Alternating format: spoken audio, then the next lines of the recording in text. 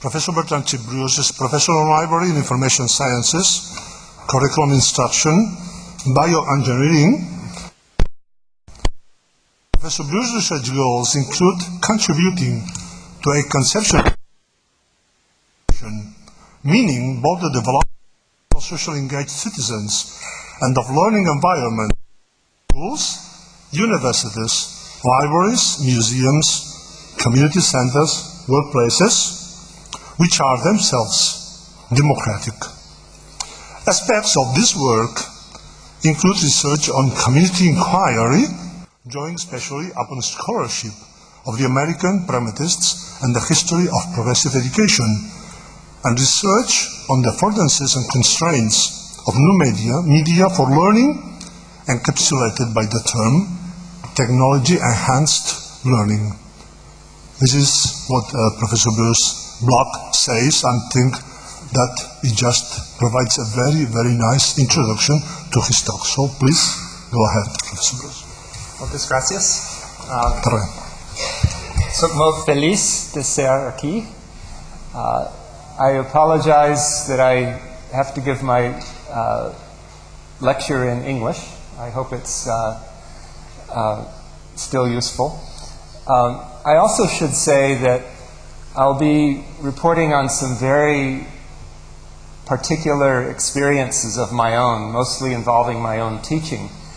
And I realize very well that it's difficult to take experiences in one context and transfer them to another. But I hope that some of the stories I have will nevertheless be interesting and perhaps provoke some discussion and commentary and maybe critique from the panel.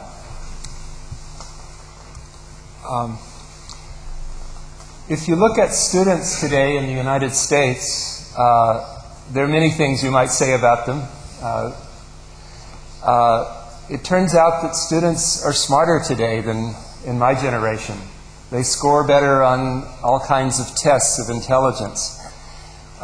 They're better educated in the sense of having more schooling. More people go to school for more years, get more advanced degrees. They're more professionally oriented. They're older.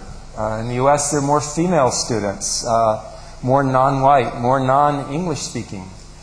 The population of students has become much more diverse. Students get too little sleep. There's all kinds of personal issues that students face today.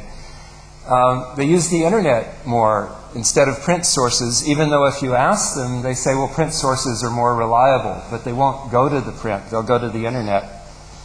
They focus too much on grades and certificates and not on learning. These are things that many people say, and I think each of these has some element of truth in them. One thing I might add to this list is that students today also are having more choice, not only within countries but internationally. Students are shopping around looking for ways to learn. And I don't think it will be very long before Google or other such companies will be offering university credits online. So the landscape for students is changing, and it's naturally led people in many countries to ask about how universities might respond to the changing environment of students. We've heard a lot at this conference about some of the responses, and I know many... sorry. Okay. Is that better? I know that many of you have presented on interesting responses to these challenges. I might just group some of the major ones that I see. One is, I think we heard a lot about in Dr. Felix Angelou's talk, when he talked about the immersion of students today in all kinds of new media, social networking, Wikipedia, Google, etc. And I think one of the most important responses of universities today is to think about coming to where the students are in terms of the world of media that they inhabit. A second kind of thing second kind of response that we hear a lot about is responding to the diverse interests and backgrounds of students. As the student population becomes more diverse, different ages, nationalities, languages, and so on, and different interests of students, universities are struggling to find ways to make the curriculum relevant to different backgrounds. And we also have heard a lot about encouraging active learning. Professor Huber's opening talk about project-based learning, problem-based learning, and Dr. Nuria Granier and her student Anna Bertram talking about collaboration and involving students in even setting the curriculum and the evaluation. I think these kinds of approaches are all very important and have become a part of my own teaching, or at least I attempt to do so.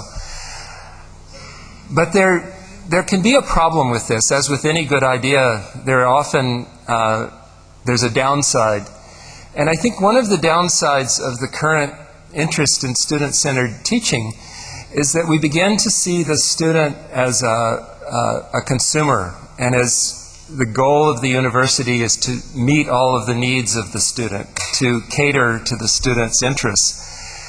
And what I see in the United States among my students, and even among my own children, is that sometimes students become almost too wrapped up in their own worlds. They talk on the mobile phone, the iPod, they talk about football, they talk about career, but in some ways they don't think much about the larger world around them, about their community, the larger society, and a moral responsibility in the world today.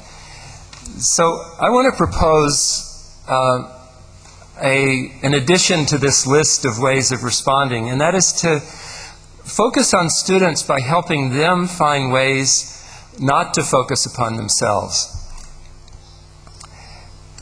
To do this, I think, requires a different vision, not only of students and teaching, but of the university and of the communities of which they're a part. And just to take three of these, I'll take the student, community, and university. I realize this is a little bit of a stereotype, but I want to make a point here. We often see students as distracted. There was discussion earlier about students who don't show up at class, students who have too many activities going every which direction. They're often can be very materialistic. We see communities around us as needy, passive, and non-intellectual. That is, a community may be a place you go to buy groceries, you park your car, but a community is not a place for ideas. And if we talk about communities at all, we say this poor immigrant community or this poor community that has certain needs. And we see the universities as separate from daily life. Universities are behind big walls which have little to do with the daily life outside of them. I want to propose that a different model can enhance education not only in the university, really at all levels. And in this model, we begin to see students as engaged and responsible citizens. We see the community as an intellectual space, not just a place to buy the groceries. And we see universities as connected to the lives around them. And to address that vision, I want to organize my presentation in terms of three main questions. The first one, what is inquiry? You could also think of that as what is learning. The second, how do we connect learning and life? And the third one, how can we foster integrative learning in the university? And I'll explain these terms as we go along. I have to introduce a philosopher here who I know some of you are very familiar with his work and others may have never heard of him.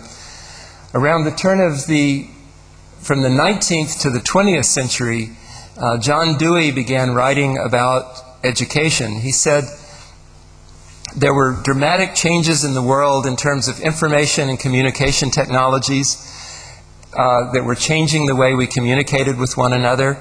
There was massive immigration, which meant that we had to develop new ways of understanding people from different backgrounds. There was a transformation of work, going from a kind of work in which the strength of your arm was the judge of how good you were, to now the strength of your brain. So he didn't use the phrase, but he could have said knowledge work. He said if you put all of these things, he said there was also a breakdown of the traditional structures of family, church, and community, neighborhood.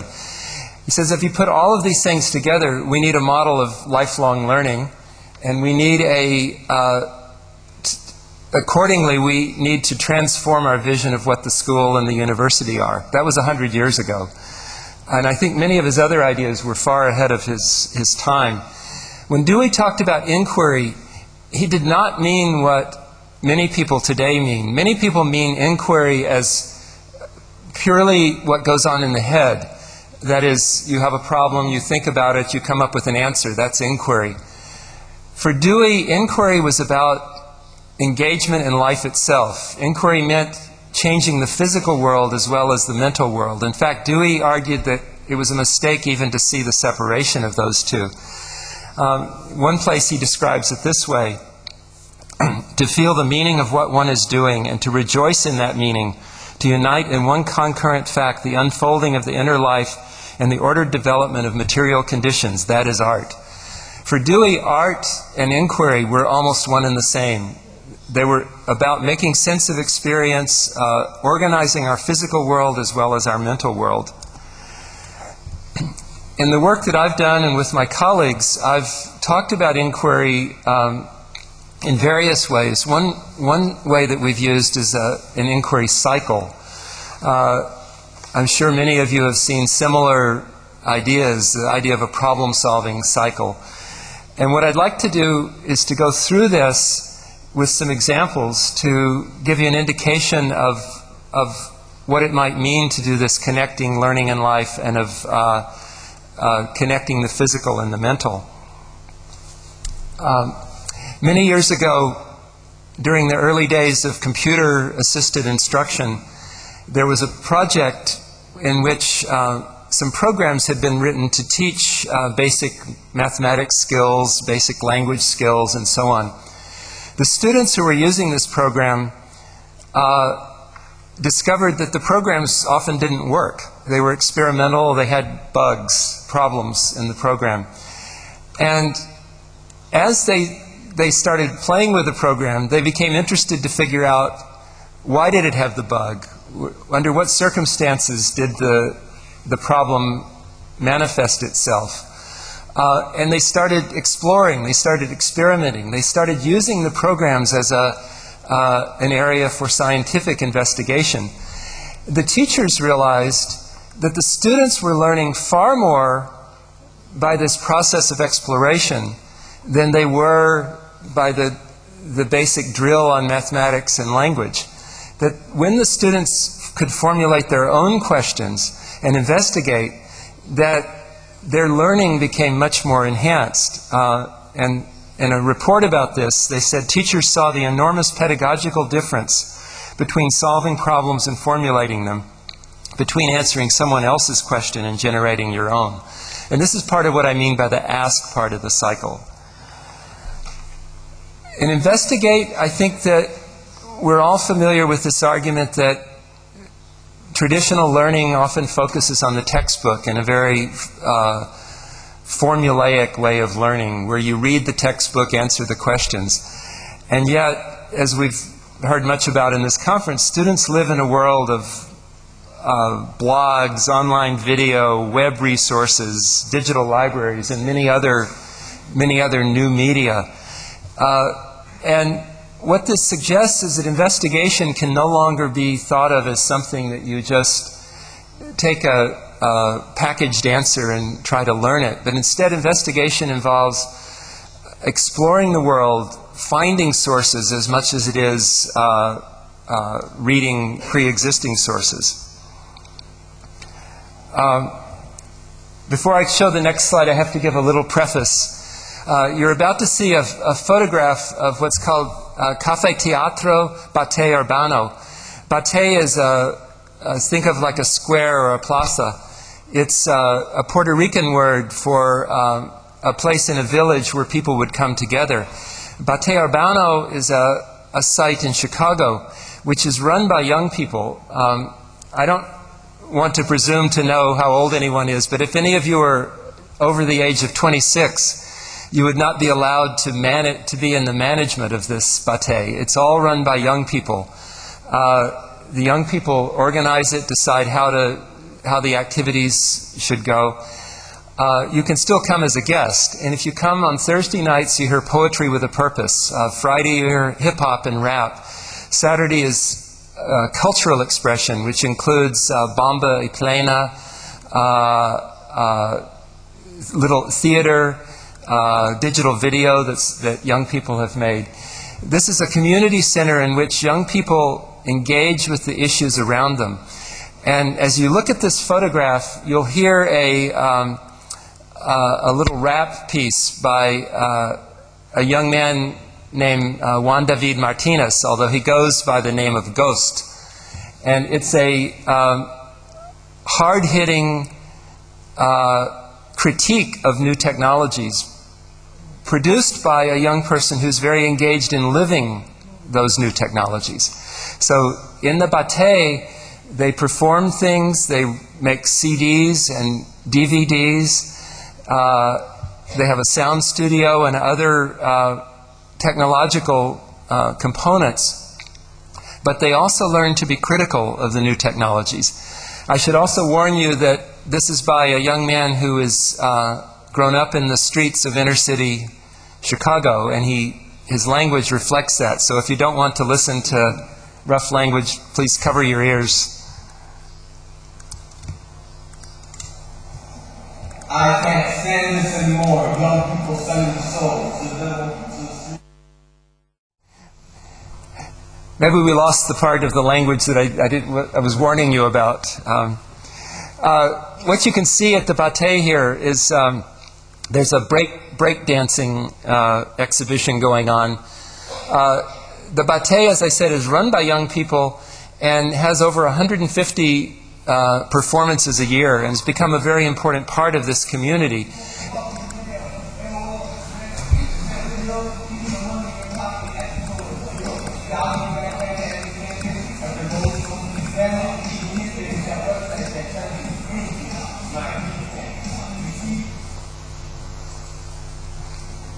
Okay, I think I'll move on to the next. I don't know if you heard him refer to Mi Gente. It's a social network site like MySpace or Facebook, and although many of the young people in this community would use Mi Gente, he also is very critical of the commercialization associated with that. So that was about the create part of inquiry. I want to say something about the discuss part of inquiry. I think what we're learning more and more is that inquiry often is not taking place in our formal classrooms. It often occurs over the water cooler, the coffee shop. This just shows two young girls on a train having a conversation while they have a drink of water. But inquiry happens in communities of practice in which we connect with others around similar interests and learn from one another. Let me give you an example from my own teaching. This is with undergraduate students, and how a problem can arise out of ordinary experience and become a basis for inquiry. This was a number of years ago when I realized that many of my students were using internet chat programs, such as today you might use with Skype and other programs, but that none of my professor colleagues used these programs. So we started talking with the class about this because it puzzled me. Electronic mail was used by all of the students and all of the professors, 100%. But the chat was used only by the students and not by the professors. And that's a bit odd with new technologies. Usually you see more of a distribution, not a all or none like that. So we started discussing how that might be. We reflected on the issue, and then we came to this ask. Our question was, why would it be different? Why would professors and students be different about this use of technology? My students started to do things. They did a survey of professors, a survey of students. They decided to see if this was a general pattern beyond our own class. They started reading. They found that there was other research on this topic. They read, in fact, other research had been done by other students. That was the investigate part. A couple of the students built a social network tool, a way to display yourself and the people you chat with and the people they chat with. And so it created this diagram and that would show your network of relationships. That program became instantly popular throughout the U.S., maybe in the world, but within days, thousands of students were enrolled in this diagram, entering their lists of buddies. I thought about that again. At the university, often students or professors say, I work so hard to get the students to read an article or to do this task. And yet here the students were working hard to enter stuff into the program, to print it, to analyze it, to look at the relationships. And then as we talked more, we got into the discuss mode of inquiry. And one of the things that came up was one of the students said that she didn't actually use the program to chat. She didn't actually have a real-time discussion with a friend. What she would do is post a message on saying, I'm away, I'm at the library studying, or I'm with my family, or whatever, I'm at the movies. And then she said she would go on and she would read the away messages written by her friends, but she wouldn't chat with them. And so we asked, and it turned out that all of the students that I had used the chat system in that way. In other words, although it was called chat for real-time conversation, they didn't actually chat. They used it more like electronic mail. They would set up these away messages and then go just check what the other students had done. So in a sense, they had recreated the technology to serve their own ends. This investigation continued, and we began, because the students became interested in their own life and in their own social network, their own conversation system, they became interested in reading the journal articles. Even though these were undergraduate students, they began to read highly technical articles about social networks and about email communication and about internet communication. They became engaged with the problem in a way that I had seen only with researchers of the internet. So just to summarize this, I want to suggest that full inquiry involves students formulating their own questions, learning about, through, and with multiple media, connecting learning and life, learning with supporting others and helping others to learn, and what I'll discuss later is spiral learning. I want to come back to Dewey again, and I want to sort of move a little bit towards how we might really connect learning and life. Dewey says something very interesting about preparation. I'm not sure here in Spain, but in the US, people often say, well, the university prepares you for a career, and secondary school prepares you for the university, and primary school prepares you for secondary school, and the nursery prepares you for primary school. And today, some parents play Mozart to the baby in the womb to prepare the baby for nursery. So there's this notion that education is always preparing you for something else. Dewey said there are two problems with that, the idea of preparation. One is that it's impossible. We don't know what life will bring. There's always uncertainty. The things we prepare for today may not be the problems we face tomorrow. But the second reason is even more important, and that is that the idea of education as preparation for life is self-contradictory. It's a contradiction. The reason is that life is not about taking some idea from the past and applying it to today. And it's not about living today when you're thinking about the future. Life is about being fully engaged in the moment in which we live. And using all our senses, all our abilities to understand the situation in which we are immersed.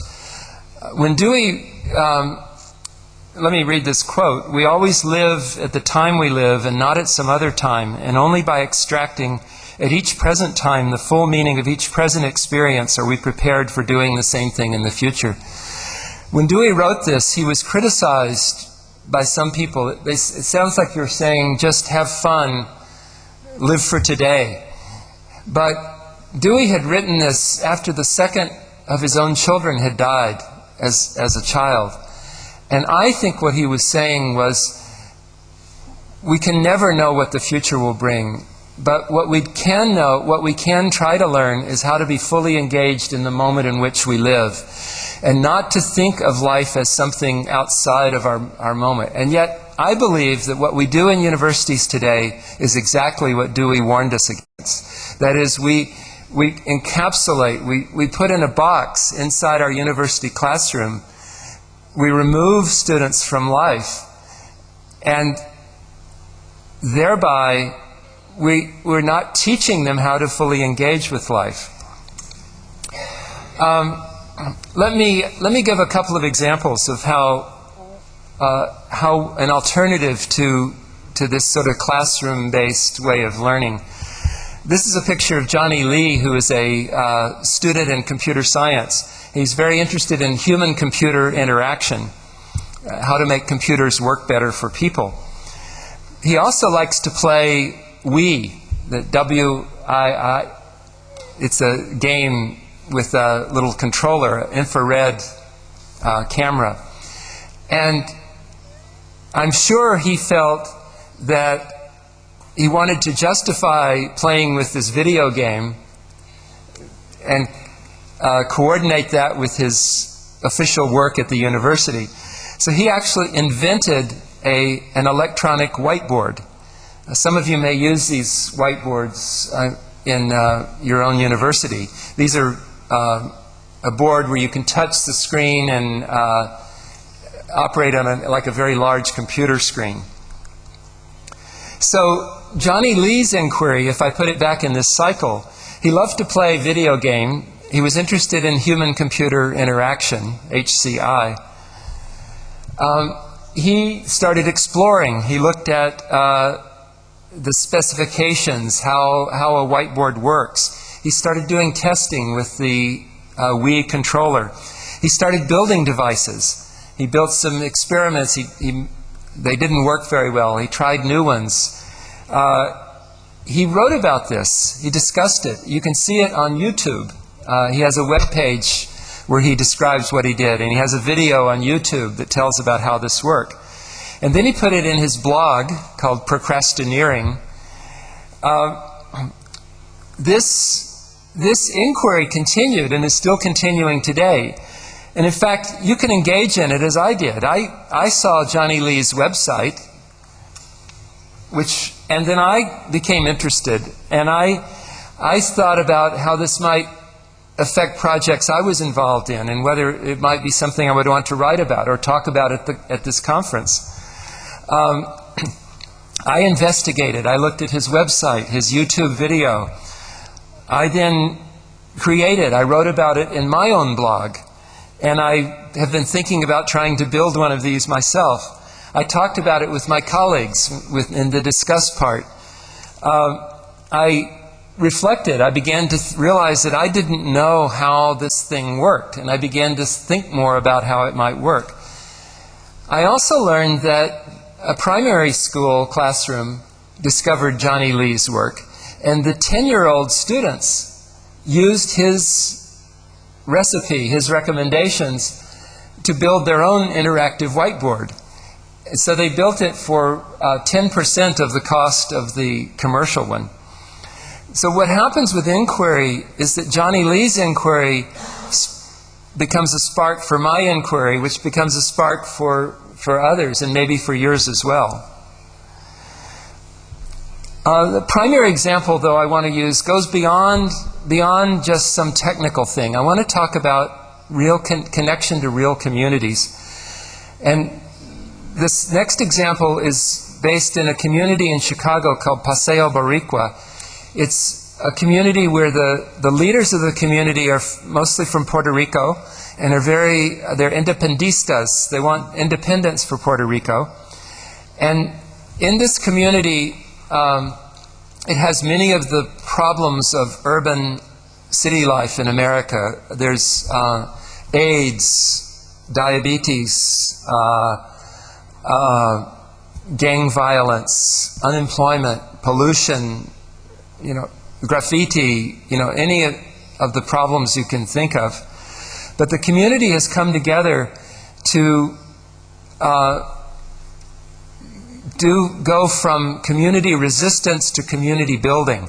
And they work together on projects that become the source of education in the community.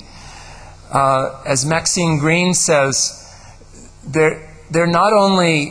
it's not just a matter of including people in public spaces, it's about transforming our public spaces.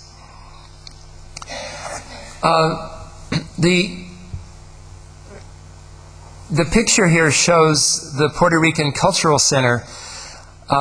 It's a little small to see this, but there's a community library on one corner, a nursery, daycare center here, and an alternative high school on the second floor. As one of the teachers said, our students don't come here because they're seeking a liberating education or because they support Puerto Rican independence. They come because they know this school will work hard not to neglect them, but because they'll find out who they are.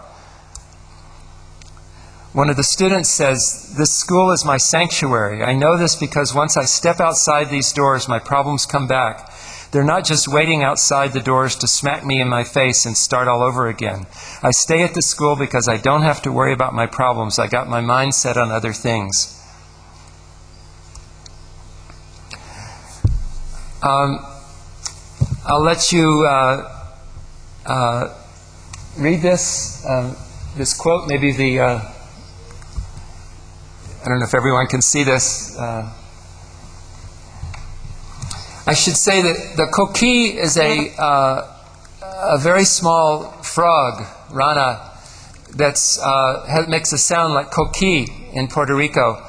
And it's said that the coqui cannot survive outside of Puerto Rico.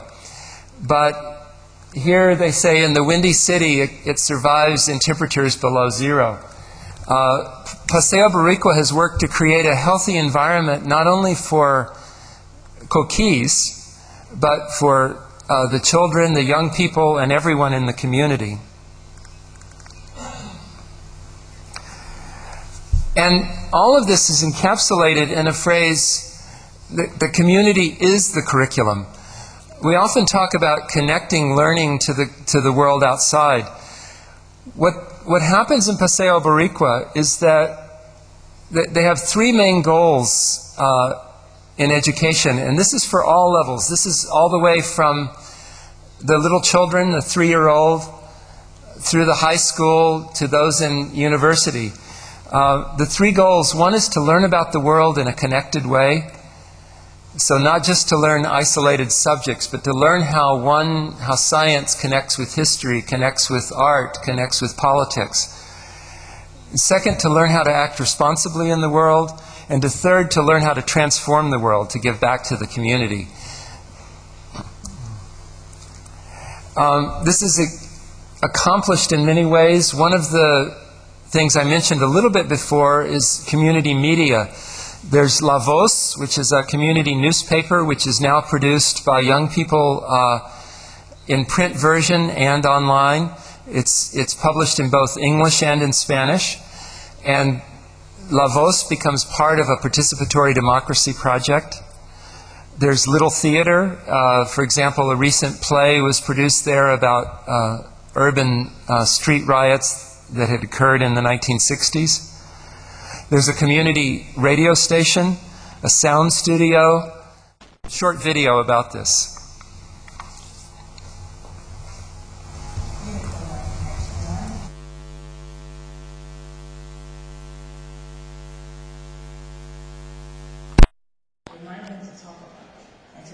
Continue engaging.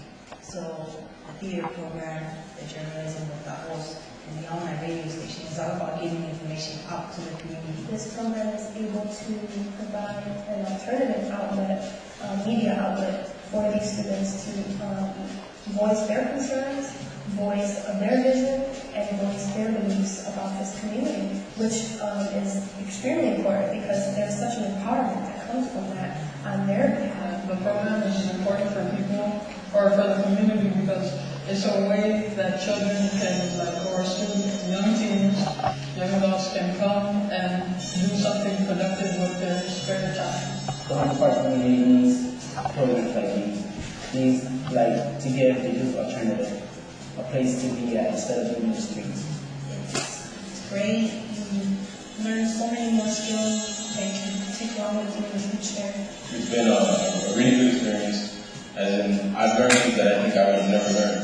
Young people that are being the leaders of the future in the area of communication, that they are the future of this community in the area of technology, and the future of this community in terms of culture. And culture is really what defines us as human beings. We're human because we're able to understand the world about us and responsibly about that world, and most importantly, transform that world.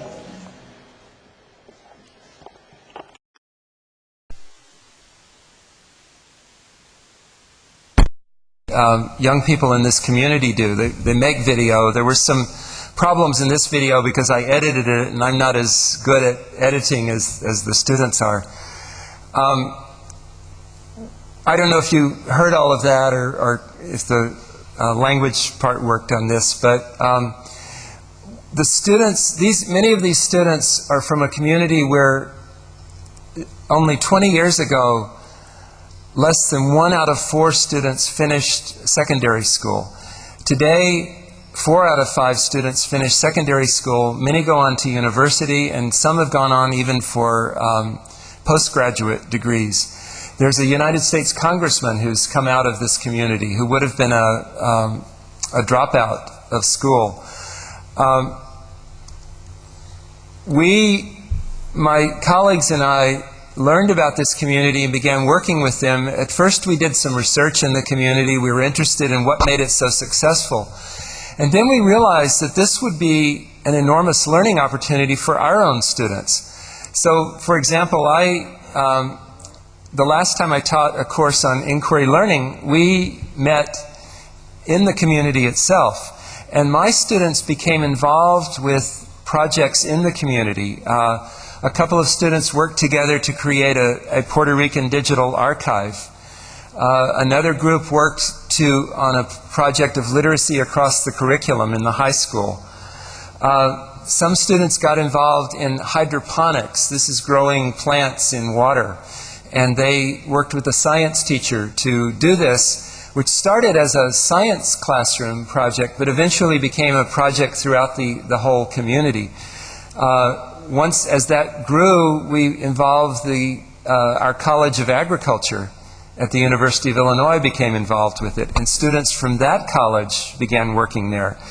Other students worked on a violence reduction program.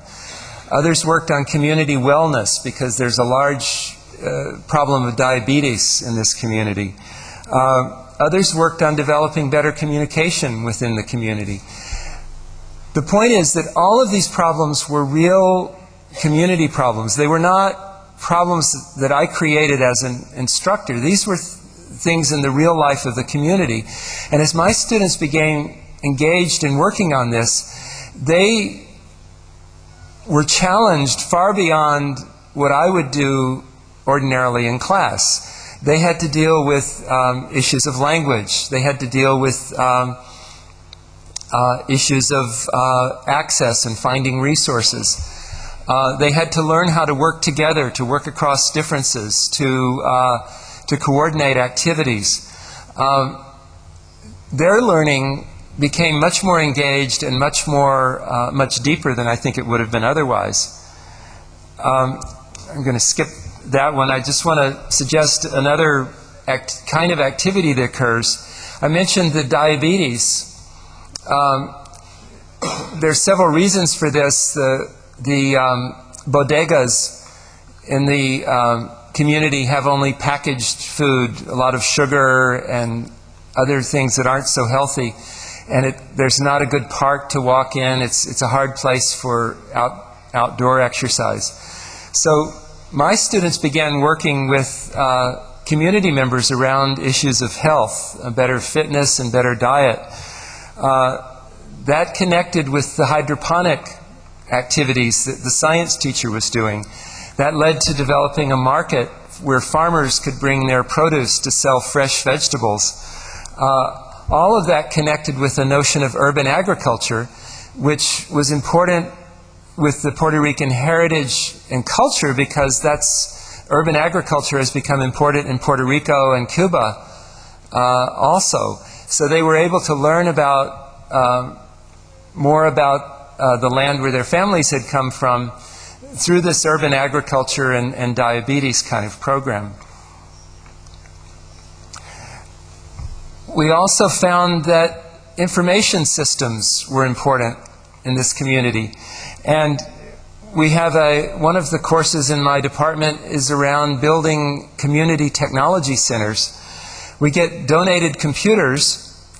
Students rebuild the computers. They configure the operating systems, the software, the networking. They go into the community and set up a community technology center and teach community residents how to use those computers.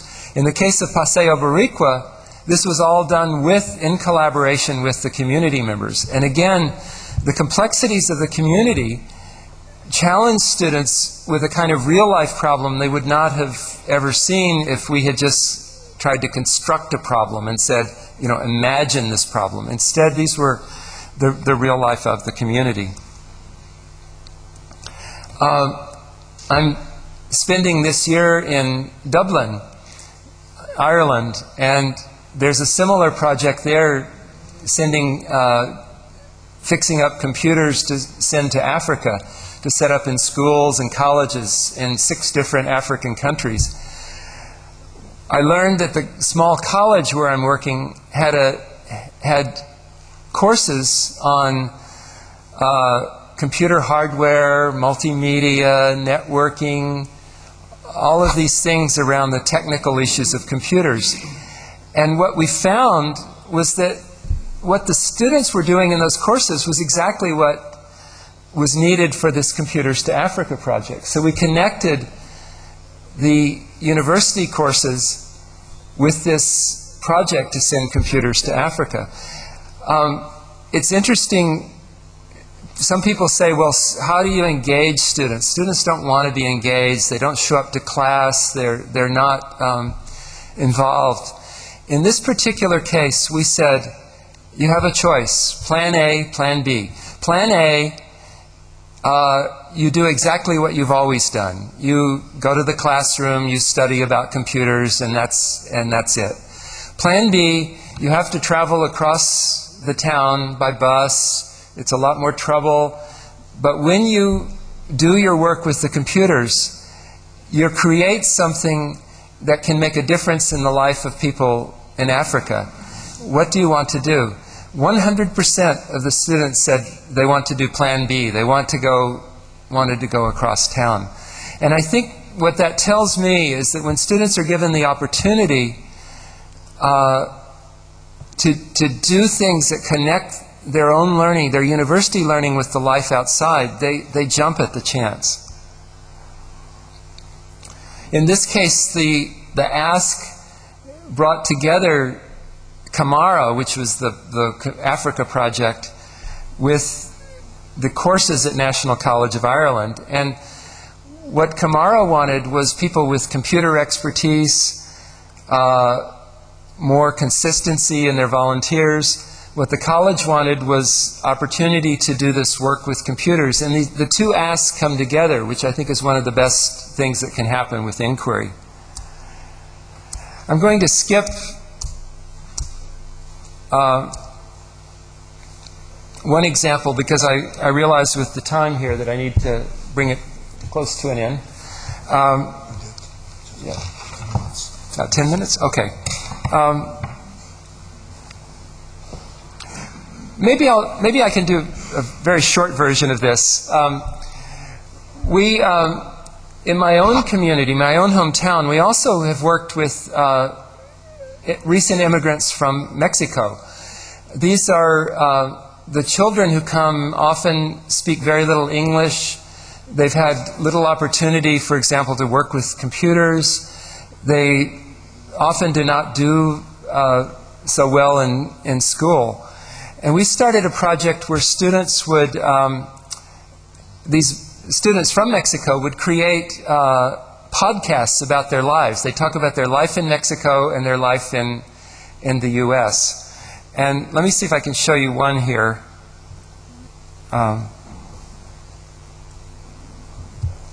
Hi, my name is Celeste Rodriguez, and this is my pride.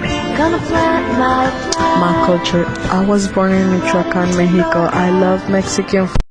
I would love to go back to my country one day. Let everyone to party and represent Latina. Me and my friends. I like to be known with the mama.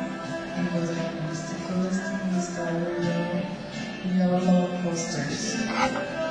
My friends, I have a sister in Florida, which I usually hang out with. Things I love to listen to music, hear my rolling, posters, and I especially love my creations.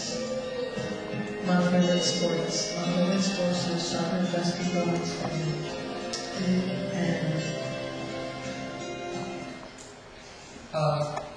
don't read this part yet. Let me just comment about Elizabeth here.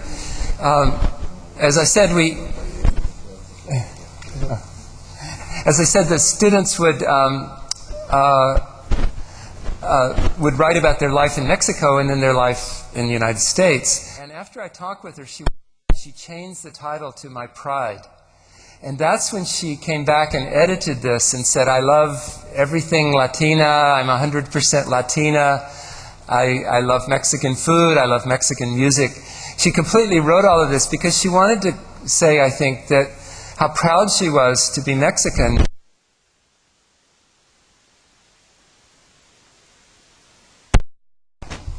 We also had my university students worked with these younger people, and I won't read through this whole piece, but this is a student from Taiwan who herself is an immigrant. And as she taught the younger people about how to make these podcasts, she also reflected on her own life as an immigrant in the U.S., as well as learning more about the technology. So let me a couple of points about integrative learning. This phrase, integrative learning, is about how we can connect learning over time, across courses, and between academic, personal, and community life.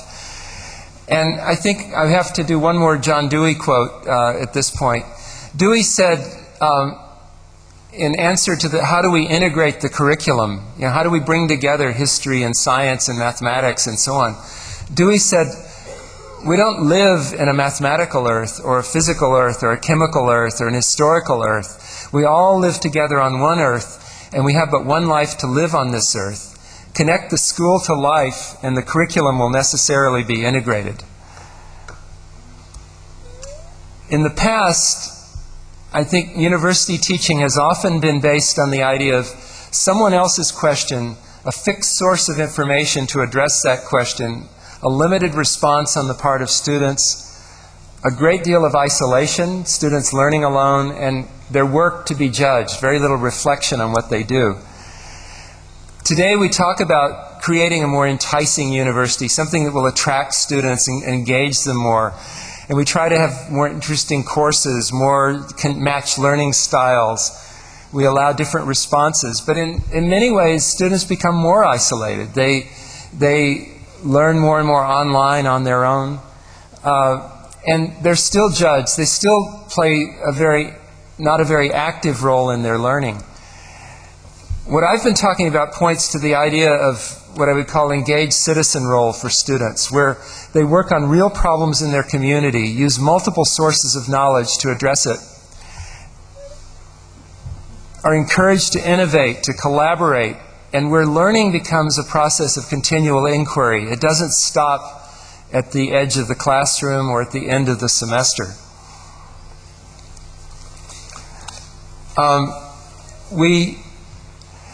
There are ways to think of connecting university and community. People talk about service learning, which is a way to take university out into the community, or funds of knowledge, which is an idea to take ideas from the community into the university. I think a better picture is more like this, where we put the university inside of the communities in which support them. And in this model, communities become intellectual spaces. They become places which are vibrant sources of ideas, not just beneficiaries of the wisdom of the university. And for the university, this becomes an opportunity for the university to be more morally responsible, to develop more excellence in teaching, and ultimately, I think, the very survival of the university. When Google starts to offer university courses online, which I think it may be Google or some other company, I think we'll find that the traditional universities, people may begin to question, do we need them anymore? And I think one of the things that universities can do is to say, unlike a Google or any other company, what the university can do is connect us to the life around us, to the communities in which we live. I just want to close with one last Dewey quote, and this has to do with a question that Dewey was a philosopher, of course, and he said, the question of the separation of mind and body is not just an abstract philosophical question. It is the fundamental problem of human civilization. He said, too many of us spend too much of our lives in a kind of drudgery where we have little time to reflect on what we do or why we do it. We do the same thing over and over because it's what we did the day before. I know my own life often feels that way. It's very hectic, very stressed, and there's not time to reflect and think about what we do. At the same time, Dewey argued, our academic world discusses theories and ideas which are separated from the real life, the real lived experience around us. Until we bring together our ideas and our body, bring our mind and body together in action, we have little chance of making progress on any of the problems in front of us. And here's his exact words. The question of the integration of mind, body, and action is the most practical of all the questions we can ask of our civilization. I think that if we want universities of the future to become more student-centered, we have to ask our students to also become more centered on the life and the world around them, on the communities and the real problems of the age in which they live. So, thank you. Thank you. Thanks a lot. So now we are going to provide some comments. And the first one will be Dr. Jordi Adell from the Center for Education and New Technologies of the Universitat Jaume I. So please, Dr. Adell. Moltes gràcies. Bé, en primer lloc, expressar ràpidament els meus agraïments a l'organització per l'oportunitat d'estar ací i d'aprendre i de col·laborar en este congrés i a les autoritats acadèmiques aquí presents.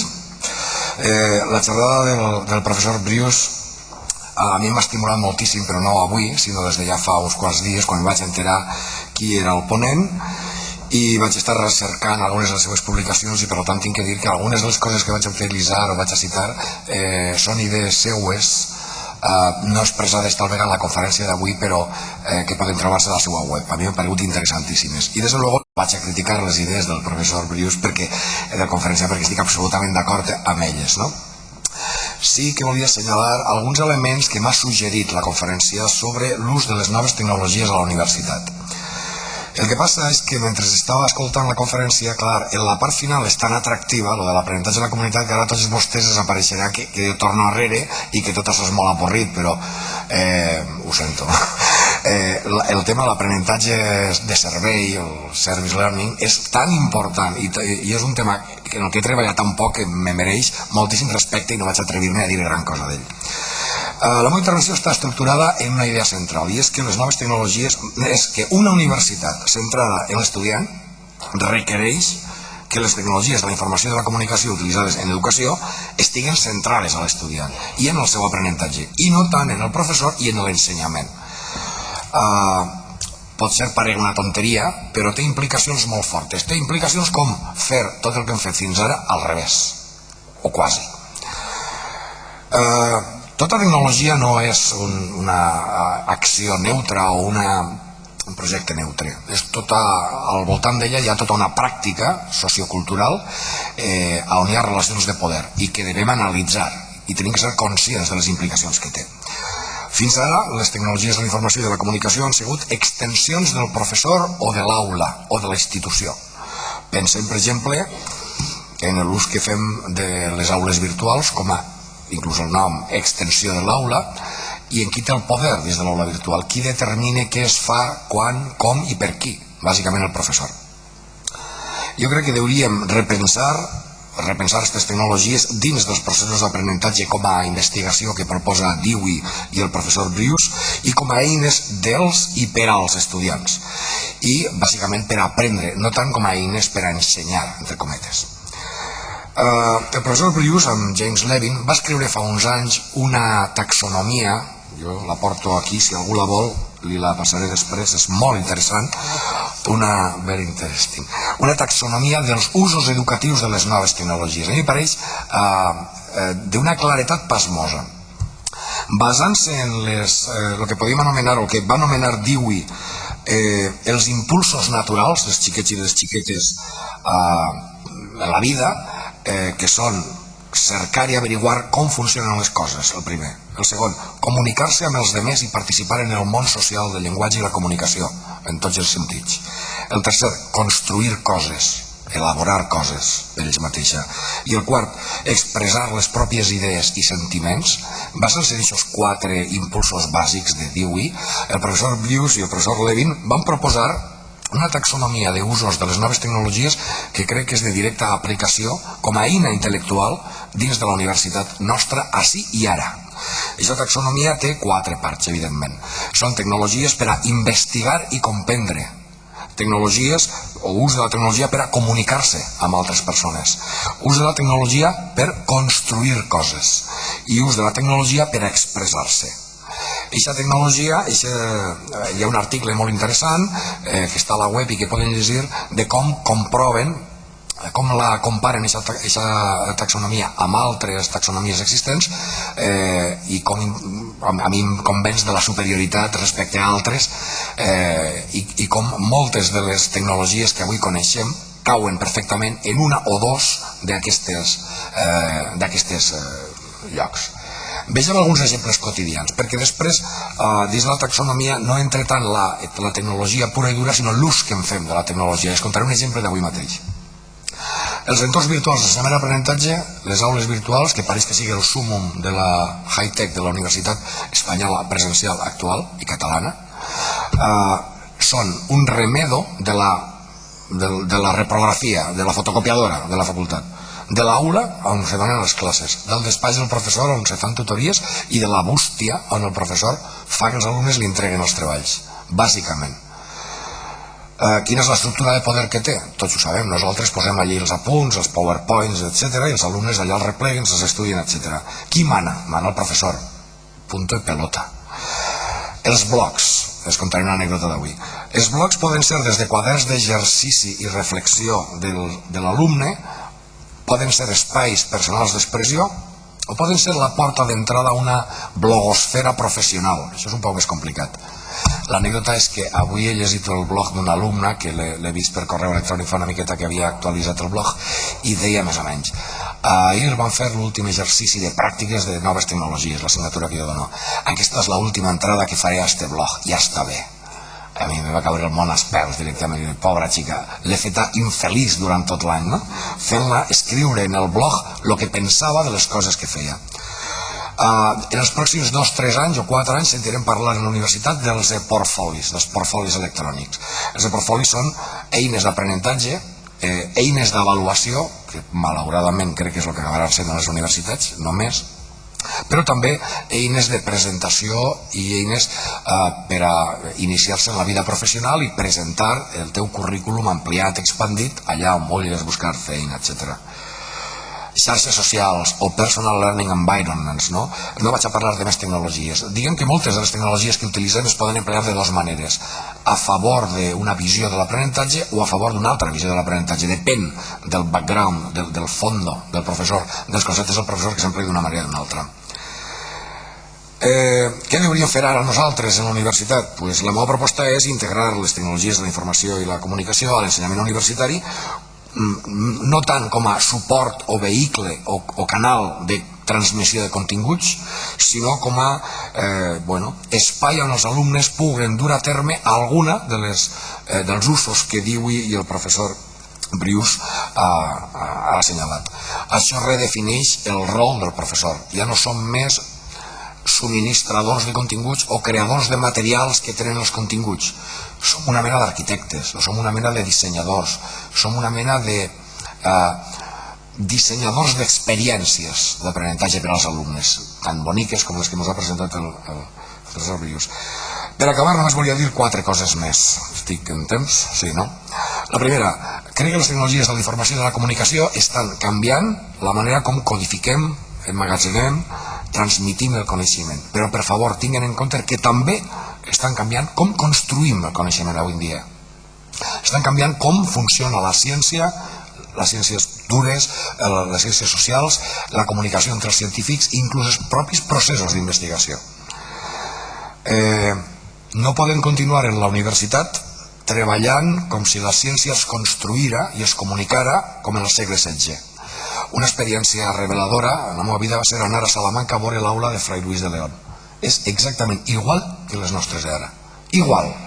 Uno té la sospita que allà dins passava coses molt paregudes a les que passen a les aules nostres.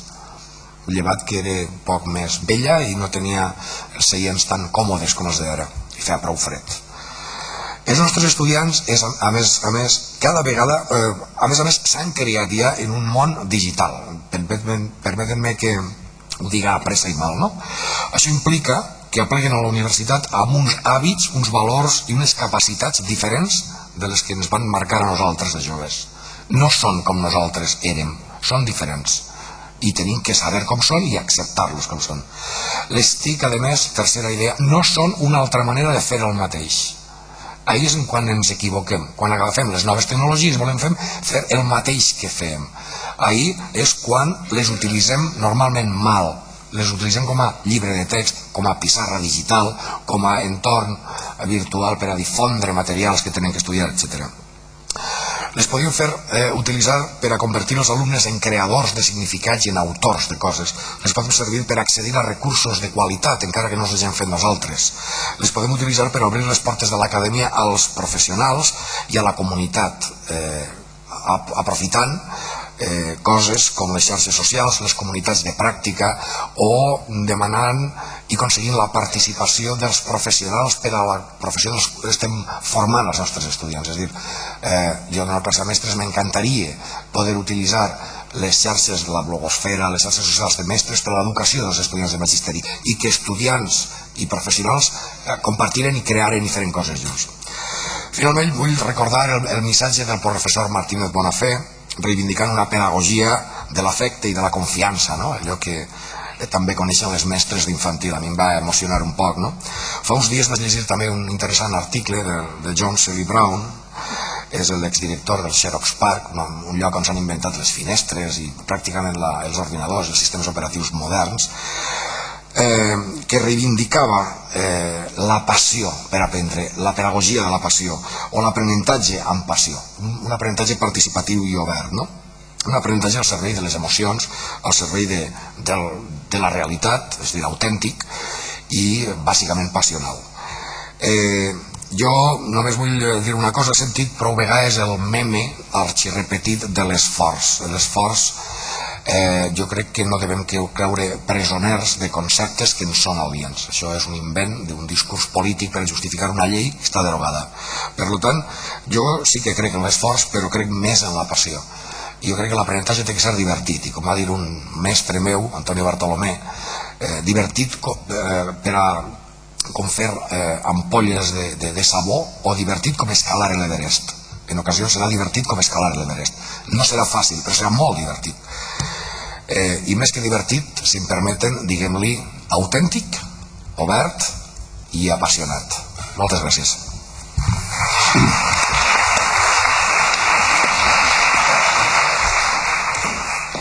Moltes gràcies, doctor Vell. Ara ens parlarà el senyor Jaume Fàbrega, de la Cambra de Comerç de Girona. Sisplau, senyor Fàbrega.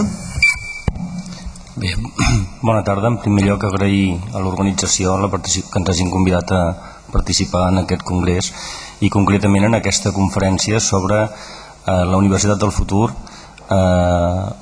l'estudiant com a centre de la universitat.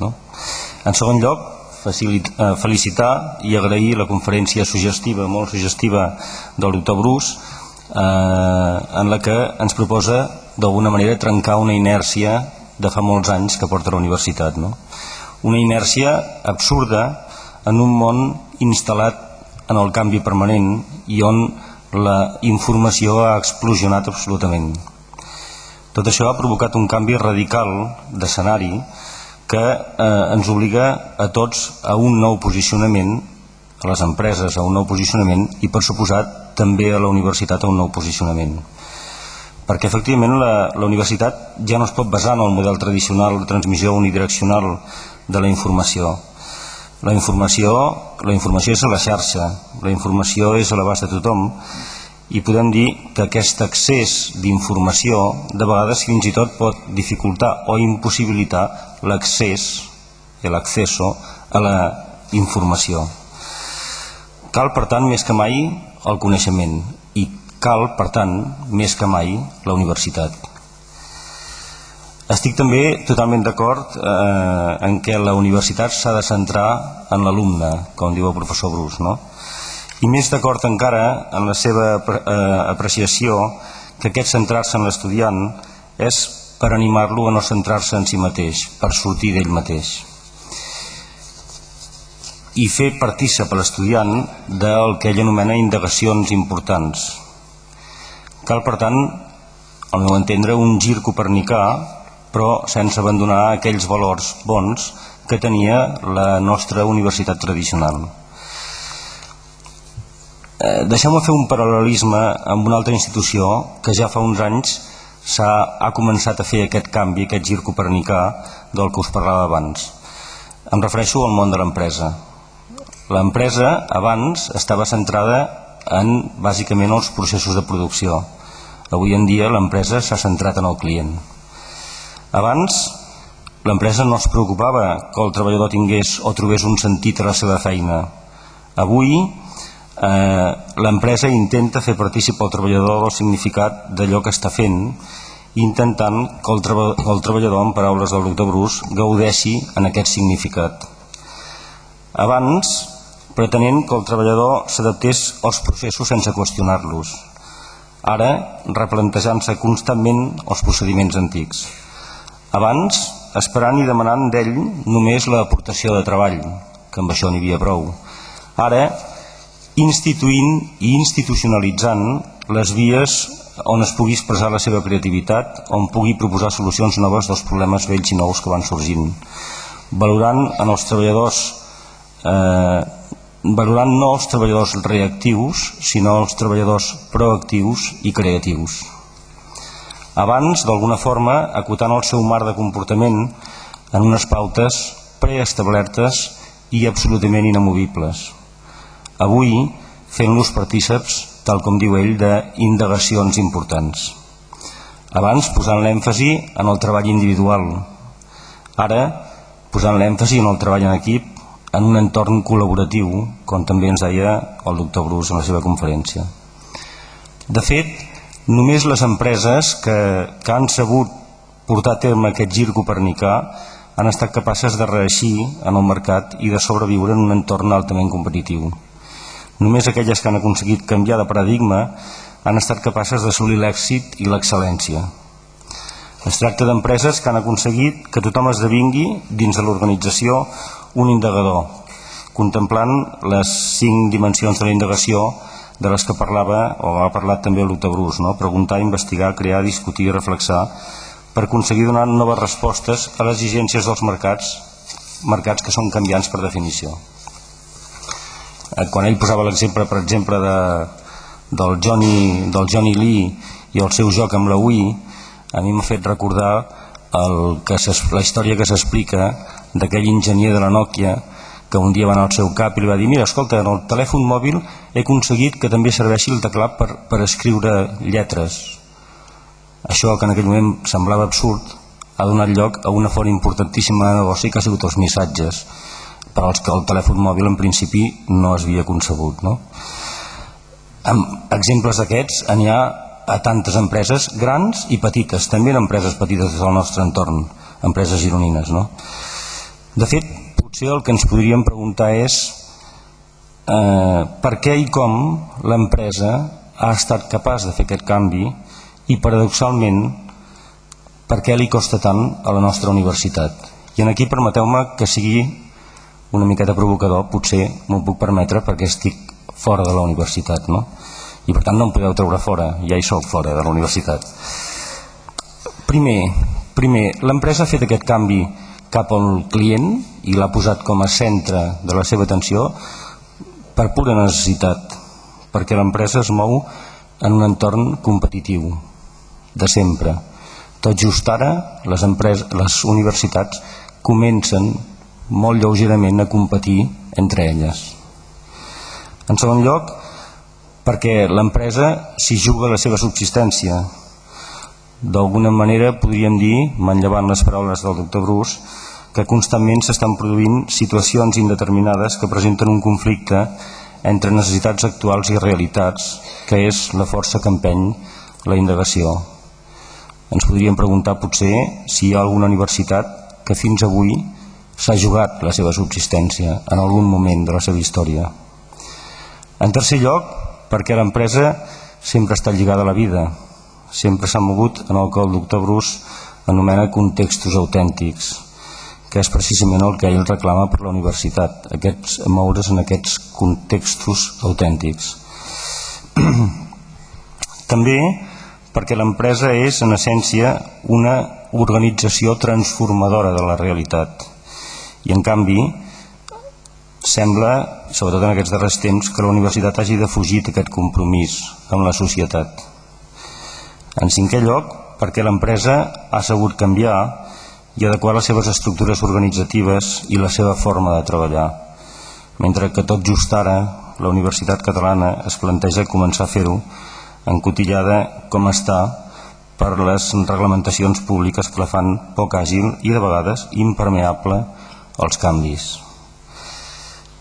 En sisè lloc, perquè l'empresa ha fet bandera de la cultura de l'avaluació dels seus treballadors i dels seus dirigents, seguint criteris d'eficàcia, d'eficiència i de transparència, que de fet li han permès implicar sempre els millors professionals, atraure i retindre el talent, mentre que a la universitat hi ha moltes reticències a incorporar aquesta cultura de l'avaluació i de la transparència. També perquè l'empresa ha sabut, entre cometes, inventar-se noves formes de col·laboració per atraure els millors, proposant-los carreres professionals atractives, fórmules de relació diverses i retribucions d'acord amb els resultats assolits, mentre que a la universitat encara es retribueix l'antiguitat, el trienni, i de vegades es mira amb desconfiança els professors col·laboradors que gosen trencar una miqueta la forma normal de funcionar. L'altre dia em comentava un que havia estat professor col·laborador a la Facultat de Dret, concretament de Dret Mercantil, que ell el que feia a classe era comentar les notícies de la part econòmica de La Vanguardia, lligant-les amb el programa, lògicament. Veia que sentia això, que hi havia certs rebuig per part d'alguns professors perquè deien que allò no era ben bé explicar dret, sinó que era una altra cosa. Aquestes i d'altres coses que segurament me n'han descuidat i tampoc es tractaria de fer massa llarga aquesta intervenció, són les que han permès a l'empresa centrar-se en el client.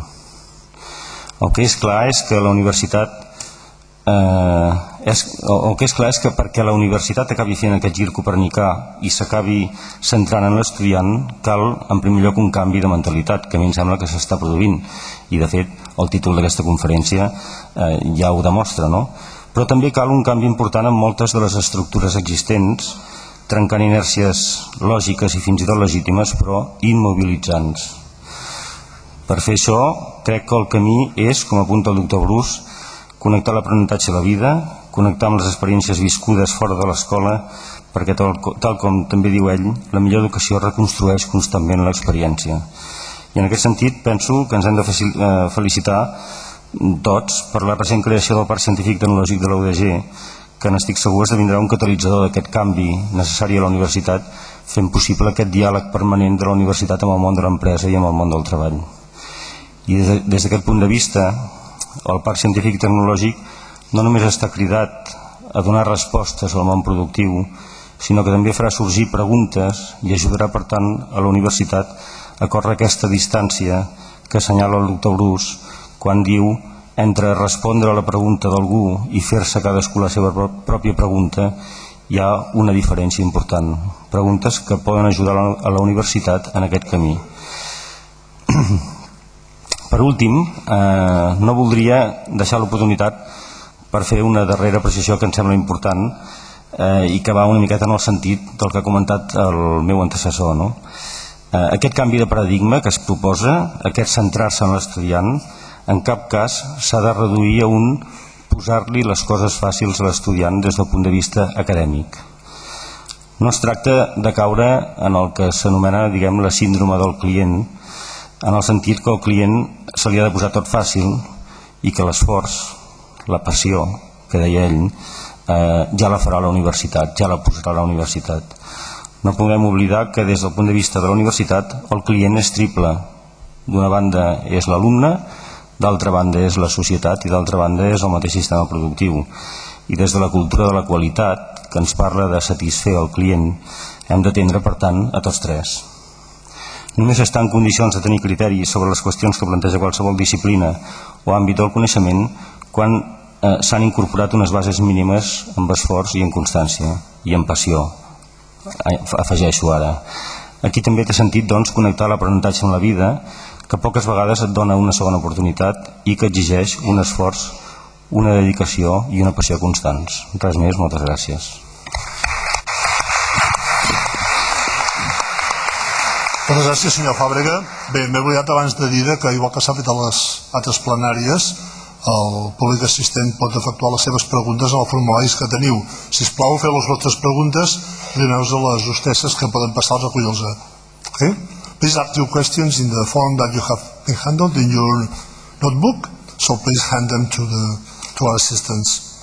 So, ara ens parlarà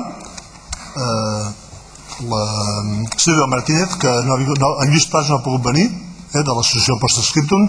Ella també és d'aquesta associació d'exestudiants, per tant ens agradaria molt que ens comentés la seva visió sobre la conferència del professor Bruce. Gràcies. Bé, bona tarda. Molt de gust, moltes gràcies al professor, moltes gràcies al Congrés, organització, i per convidar-nos a estar aquí. El que volíem nosaltres plantejar des de l'associació són una pregunta i un suggeriment al professor.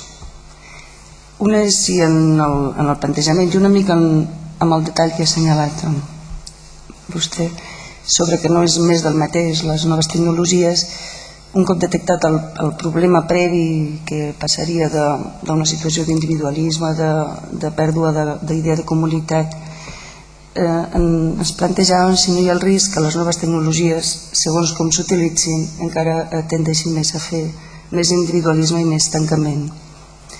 Vostè ho presenta les noves tecnologies com un detonant de recuperar idea de comunitat per part de... I això és cert que és així, però també hi hauria aquest risc. Només volíem assenyalar-ho si ho ha contemplat, si ho ha trobat, si s'ho planteja. I després també volíem parlar de l'associació. Nosaltres som una associació d'exestudiants joves, l'associació, no, però el paper de l'exestudiant dintre del seu plantejament i la seva anàlisi com el situa, perquè pensem que pot ser un pont, un espai d'obrir portes i de comunicació molt important. Moltes gràcies. És a nivell... Gràcies, Sílvia. L'aplaudiment també.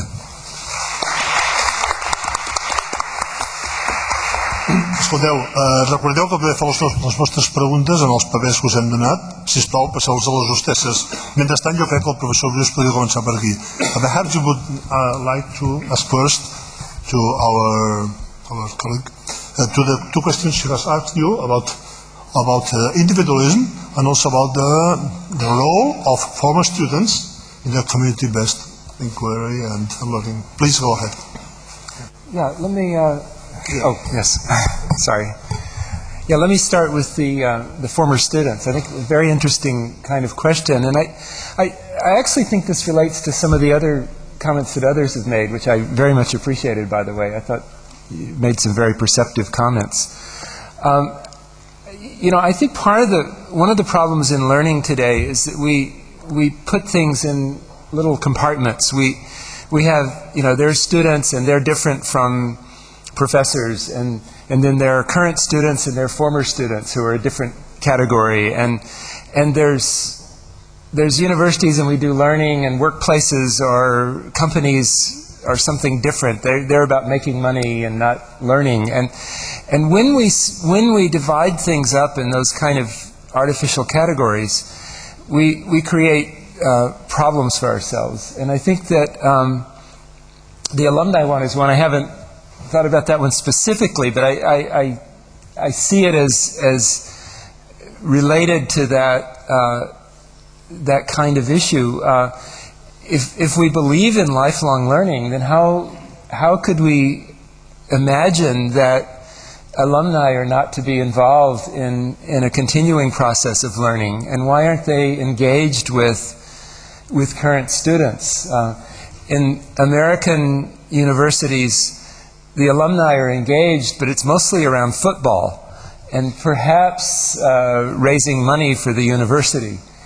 But I think that there are small experiments that I've seen where alumni are engaged in a continual involvement with learning, where they're taking courses, maybe non-credit courses that for continuing learning. They also become sources of knowledge or wisdom for younger students, the current students. Think how valuable it can be when people who have gone on from the university and have learned things sometimes the hard way could then, if they could connect back with the present students. I see this a bit. I don't want to go on too much with my own examples, but with Paseo Boricua, one of the compelling notions there is that learning is throughout the life and is engaged at every level. So the 3-year-old, the little children, don't have a place to go play, but they go out, they walk on the street actually, and they talk to the older people, maybe a woman who's in her apartment and she's unable to get out. And she knows when they're coming by, and so she looks out her window and talks to the little children. And she shares her knowledge of the world with the 3-year-olds. And they in turn learn that they're older people in the neighborhood, that that maybe there are people who can't move easily. That's an extreme example, I think, the 3-year-old and the 93-year-old. But I think, if we could make that work, why couldn't we find ways to think of a learning community that extends beyond just the students in the classroom to students and alumni? And yeah, so that's my comment on that one. But I wonder if you could say a bit more, your first question about individualism and technology. Just help me understand a bit more what you were thinking there.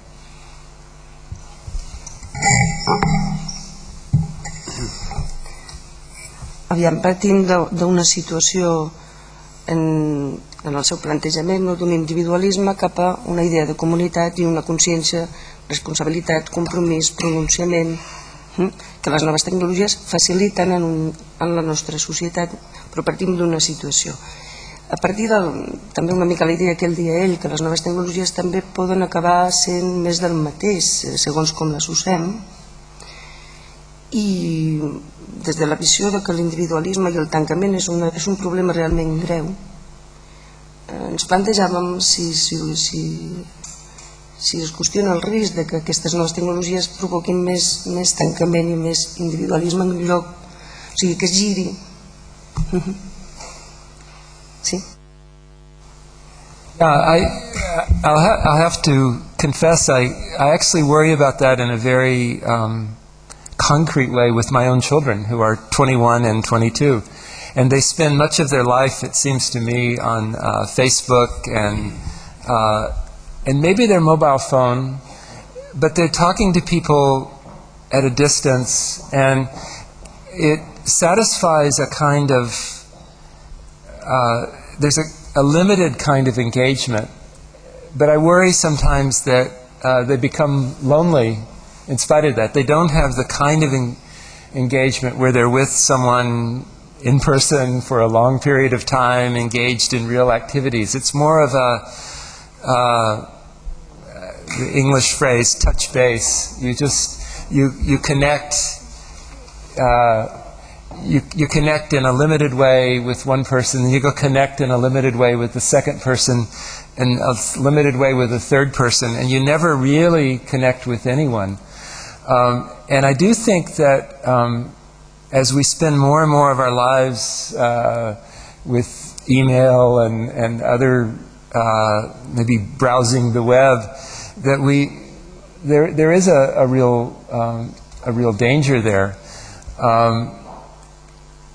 And as I said, I worry about it with my children. I worry about it with myself. We recreate. Technologies are sort of created in our own image. I mean, we put out into the technologies who we are with all our good characteristics and our bad characteristics. And but how we use the technology is something we do have some control over. We can. It doesn't just mirror us, it's also a mirror that we help, it's more like a painting that we can help paint. And just like the Wii interactive whiteboard guy, he transforms the technology, or my students transform the chat messages. I think we have the capacity to make the technologies serve human ends, but we will never do that if we need to reflect on them. That's why the reflective part of action is so important. We need to continually be asking ourselves, what does this technology mean for us? How is it changing our lives for better or for worse? And I think if we do that, we have a capacity to make them serve more humanistic ends. But if we don't, I think we may suffer the consequences.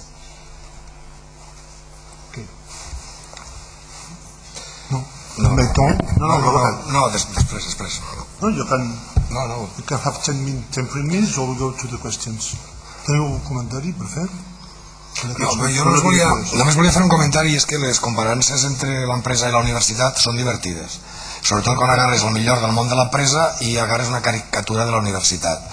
però també hi ha empreses que fan empastres d'òrdago, 9 de cada 10 fracassen, i el món possiblement governat com si fos tot una empresa sense un criteri de col·laboració, etc., doncs seria un lloc invivible. Aleshores, jo crec que les universitats haurien ser com a empreses en alguns aspectes, però no en tots. De fet, no som empreses. I organitzar-les i administrar-les, sobretot com si foren empreses, ens duria, bàsicament, a la... No sé, jo crec que al caos com a servei públic. Jo segueix creant una universitat com un servei públic que una societat se proporciona a si mateix, no? I algunes coses sí que estan molt bé. Podem aprendre molt de l'empresa d'unes altres. Jo crec que les empreses poden aprendre molt de nosaltres. Això davant.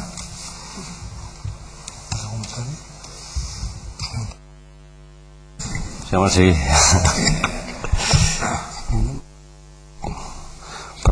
Jo penso que tothom pot aprendre de tothom i el que es tracta és que estem tots aprenent constantment, no? Efectivament, hi ha empreses, hi ha universitats, no? Hi ha bons exemples i mals exemples. I només parlava en el sentit, jo, d'aquelles coses que han permès a l'empresa fer un gir, canviar, i a mi em sembla que efectivament la universitat necessita fer aquest canvi, necessita efectivament posar-se les piles en aquest sentit, no? Res més. La setmana passada al País, perdoneu-me, però és que això és personal quasi, no, perdona, al País va haver una foto d'una manifestació que es van fer els estudiants de la Complutense de Madrid, i a la pancarta es veia la foto els estudiants seguts al hall de la facultat, i en la foto deia fora empreses i pedagogos de la universitat. Clar, jo soc pedagogo, em va sentar molt mal el tema de dir empreses i pedagogos, però a so de què va la cosa, no? I avui, parlant d'empreses, m'ha recordat la fotografia i tal. Jo crec que tots tenim molt que aprendre uns dels altres, i que és cert que els canvis en les empreses, on hi ha una estructura jeràrquica de decisió, són molt fàcils, i que ojalà foren tan fàcils a la universitat, no perquè hi hagués una estructura jeràrquica, sinó perquè foren capaços de ajuntar voluntats, no? En les universitats hi ha que convèncer i és molt més complicat, i per això fem congressos com estos, segurament. I per tant, era una crítica no en esta comparança, sinó les comparances en general sobre universitat i empresa i món empresarial. I jo crec que, a més, deixem el tema, hi ha dues preguntes superinteressants per al doctor Prius, no és així? Sí, bé, fem una mica les preguntes ara.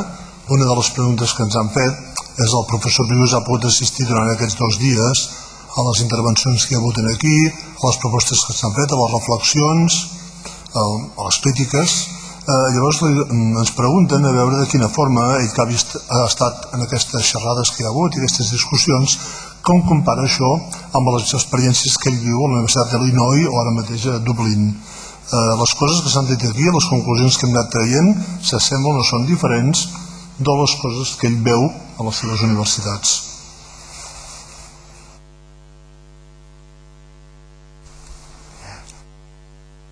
Big question. Yeah, I think it's very interesting to think about different cultural settings and how we think about community and how we think about community in relation to education. My own sense has been, almost anywhere, has been that it's very hard sometimes to get started thinking about moving beyond the bounds of the classroom. People in academia, the pedagogues, we're all spent so much of our lives in classrooms that look a certain way and act a certain way, and it's difficult to imagine something other than what we've been accustomed to. I think there's also huge individual differences. For example, in Dublin, when we tried to get the computer classes connected with Camara. By the way, Camara is the famous Bishop Domhelder Camara from Recife, Brazil, who was famous for saying, when I feed the poor, they call me a saint, but when I ask why are they poor, they call me a communist. And the project that takes computers to Africa is named after him. And when this came up in Dublin, there were people in the college who had enormous list of reasons why we should not do this. It's too far for the students to cross town. It might be dangerous.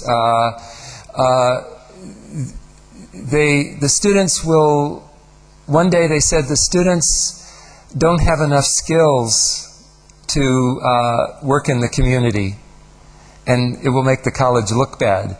The next day they said the students are learning advanced skills in the college, and they won't learn anything if they work on the community project. So very contradictory response. So some people came up with all kinds of objections and reasons why it wouldn't work. Some other people said, oh, this is great, let's just do it.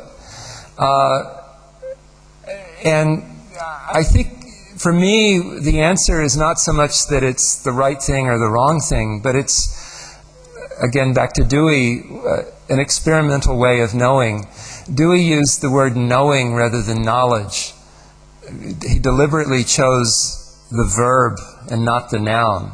He wanted to say knowing is a process. It's something we do actively. Knowing is an activity, not a thing in boxes. And what that says for me about these community projects is that it's we need to approach it in an experimental manner, even a playful manner. We need to try things, see what works, see what doesn't work.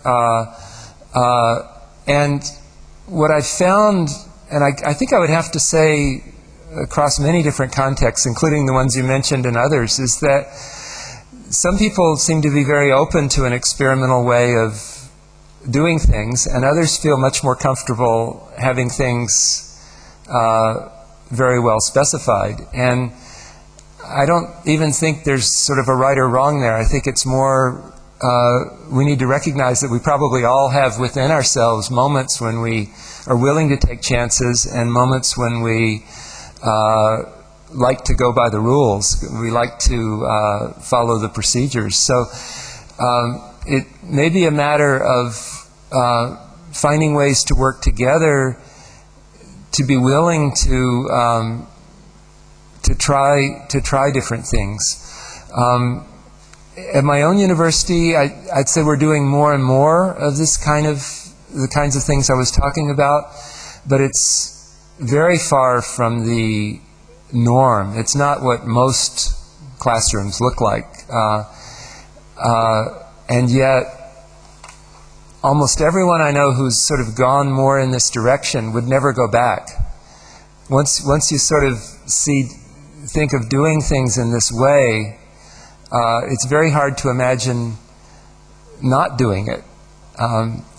And I've also been interested to see that it goes across every subject area. It's not just social science or library science or something like that. It's really every kind of subject that I can imagine.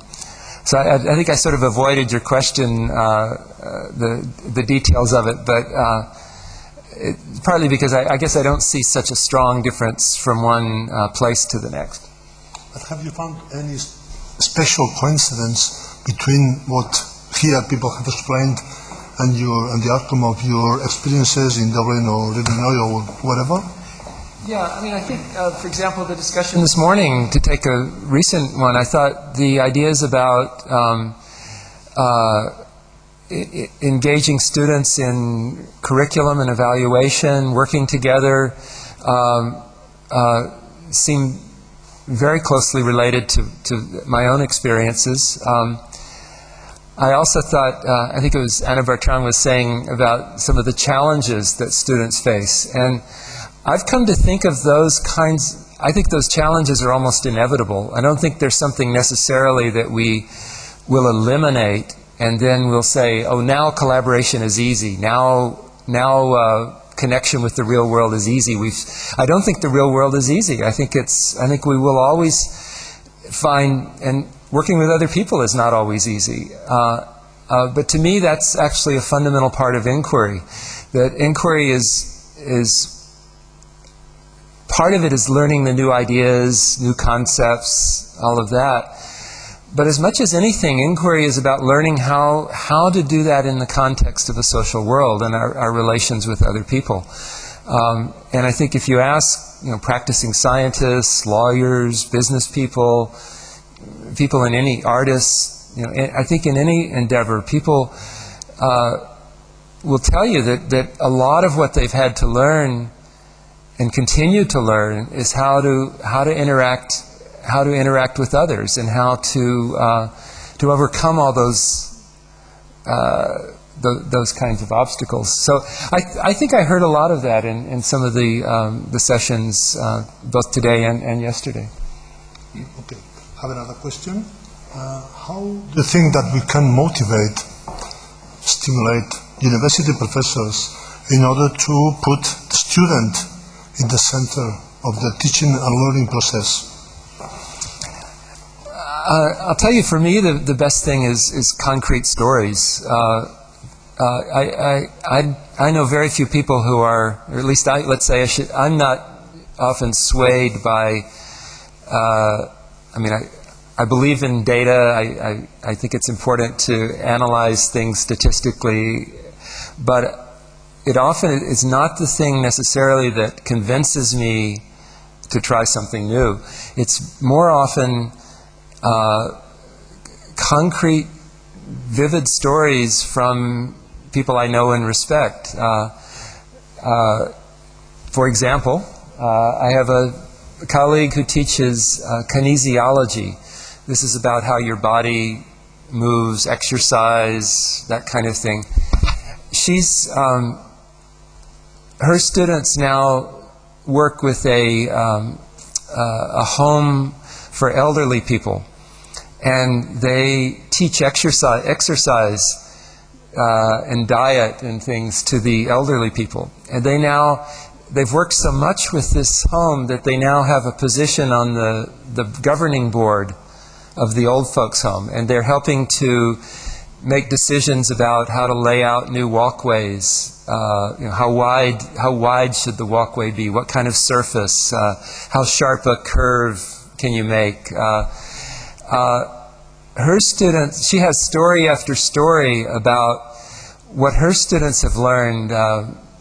For example, this may be bad to say, but they might teach exercise and come back a week later and some of the people have forgotten the exercise because their memory is not so good. So they've had to learn things that were not necessarily in the textbook. And when you hear her talk about this, or you hear her students describe what they've learned, you say, oh, that's I can see how that one would work. I may not teach kinesiology, but I can see how you've worked out a practical kind of way. And I think we need more examples like that. Maybe we need video, blogs. I don't know what the medium would be, but I think we need ways to. I don't think we'll ever get there by saying here's some rules. You have to do 20% of this, or that kind of thing. I think we need ways that people are willing to take risks. Next question is related to this one. How do you use information technologies not as an end, as a purpose, but also in order to innovate? New technologies not as an innovation, but as a tool to innovate. Dr. Adel, please. Bueno, breve, acostumbrarnos a ellas. Yo creo que, contaré una historia que convence más que una estadística. Cuando yo di una asignatura que se llama Nuevas Tecnologías Aplicadas a la Educación, que es obligatoria, troncal para todos los estudiantes de magisterio, de todas las especialidades. Creo que algún colega más mío por aquí, que seguramente lo que voy a contar les sonará mucho. Cuando llegas a clase y dices, vamos a hacer esto, la reacción es, no, eso no lo sabemos hacer. No, claro, si lo supierais hacer no lo haríamos.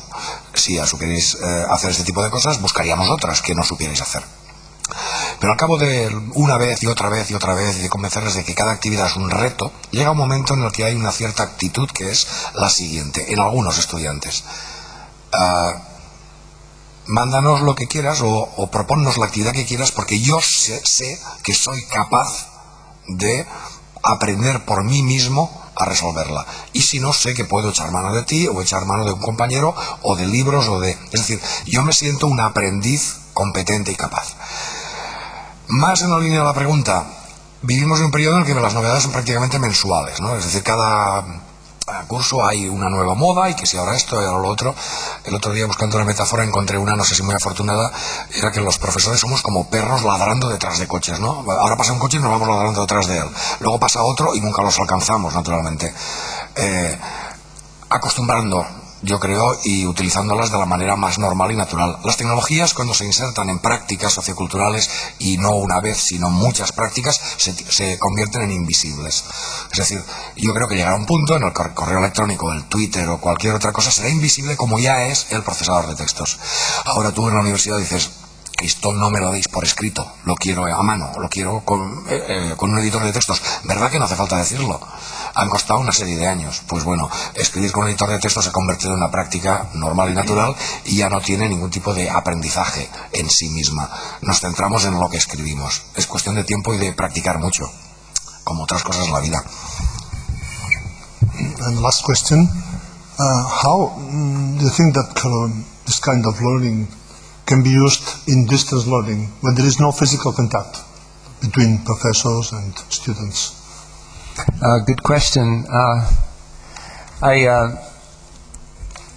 have to make a quote from Cardinal Newman, who was, as you know, was credited with helping to create the idea of the modern university. So because he was from Dublin, and where I'm spending the year, I've been trying to read a little bit more and learn more of what he had said. And I learned, as with many people, I had some preconceptions that were quite wrong, and when I actually read what he had written, I thought he had some interesting notions. One of them was, he said, imagine you have two choices. One is that you have a way where students could be in isolation and learn all of the exact sciences, learn everything they needed to learn.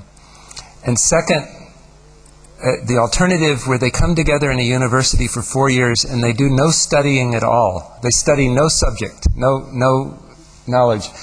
He said he would actually prefer number two, because he said, if you learn things but you don't know about other people, and you don't know about yourself and a moral responsibility in the world, you're probably worse off than before. Whereas if you learn about other people, you have the possibility of engaging in the world as a responsible person, and then can learn what you need to learn as you go along. Well, when I read this, I thought, this is a real challenge for distance learning, which I'm involved with. I thought, does this mean that distance learning is misguided and can't deal with community and so on? I don't think it necessarily does. I think what it does, as with many of the questions we've been discussing, I think it requires a deeper reflection. I think we need to, we can't just say, oh, we've got this technology for learning at a distance, isn't that great, everyone can learn. I think we need to get beyond that kind of simple formulation. I think we need to ask critically about distance learning. Can it lead to a kind of engaged, socially responsible kind of learning? And I think it is possible. Every person who's living at a distance is also engaged, living in a community. They're also involved with other people. And perhaps we need to find ways that we recognize the limitation of the distance, in that maybe we're not building the same kind of face-to-face community in the classroom, but we have an advantage in that the distance students are spread through many communities, and maybe that there are resources there that can actually enhance learning. That distance can become not just something to be done, not just a necessary evil, but could actually become a way to strengthen courses that students can bring their knowledge from the different worlds in which that they inhabit.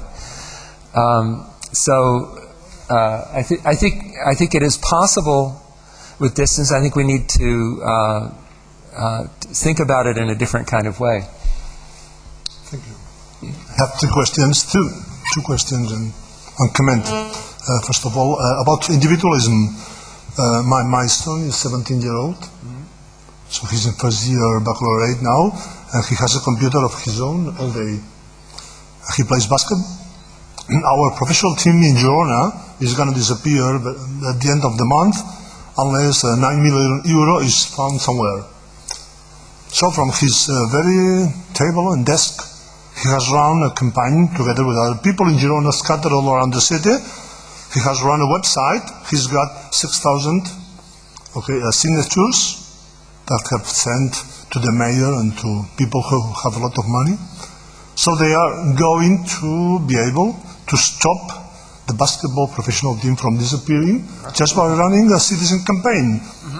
He just works from his desk at home. That doesn't mean that he's individualist. Actually, he worked collaboratively. He worked with the other junior basketball players, that 17-year-old as well, with other people who are older. So, the second question I would like to ask you, I have been twittering during this talk. I have sent some microblogging, and I wonder why don't we have a blog or something similar where we can comment after this conference and we discuss all this. I think that not only this conference but other conferences should improve and innovate from the point of view of having IT not as an innovation but using IT to innovate on meetings. So I think that it would be a very good idea for the conferences. And third of all is just a question. You have talked about social sciences, history, geography, computer science, but what about learning physics or maths or chemistry or tough, hard sciences with community learning? What do you think about learning chemistry in that kind of way of learning? Yeah, very good points, I think. Let me just let me start with the third one. I think you're right, it's not as easy to see, with anthropology, you say, oh, of course, go work in the community, makes sense.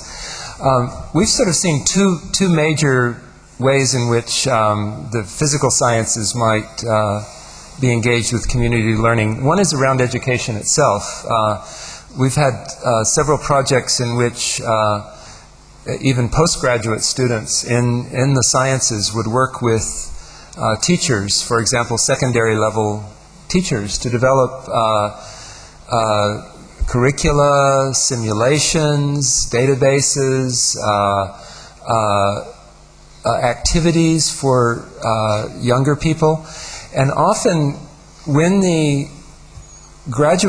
postgraduate student or our undergraduate student does this kind of work, they do more hands-on than they would normally do in learning. They get deeper into things. Let's say you're trying to use a simulation for younger people, and you try to make it work, and you try to explain it.